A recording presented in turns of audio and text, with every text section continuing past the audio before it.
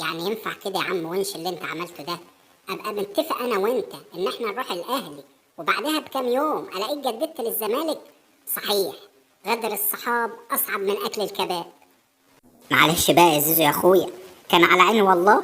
انا كان نفسي اروح العب في الاهلي بس النصيب بقى سامحني.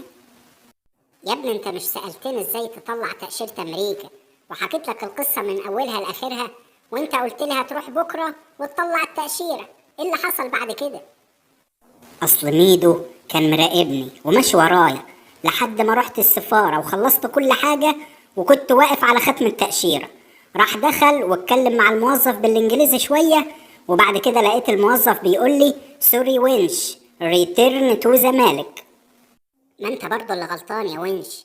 كنت رحت متخفي ولا كنت رحت الشفت بتاع بالليل بتاع السفارة؟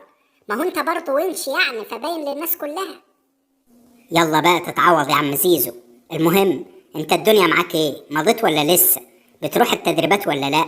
وبتشوف لعيبة الاهلي وبتسلم عليهم فيس تو فيس كده؟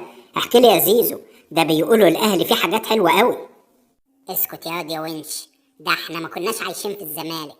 اصل انا كل يوم بروح اقعد شويه كده في استاد التتش. عارف يا ونش، كل واحد هناك ليه وجبه لوحده، فراخ ولحمه وكل اللي انت عايزه، وبعد ما تاكل يجيبوا لك الحاجه الساعه.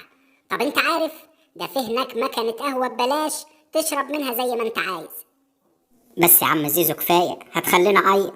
ده احنا في الزمالك بنخمس في كوبايه الشاي ومش بناكل غير في بيوتنا.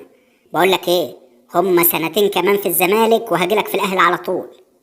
تشرف وتآنس يا عم ونش، وانا برضو ابقى ظبطت الدنيا وعرفت كل حاجه في الاهلي، واجيبك على طول تلعب اساسي في الفرقه. بس بقى اقول للواد حسام عبد المجيد انجز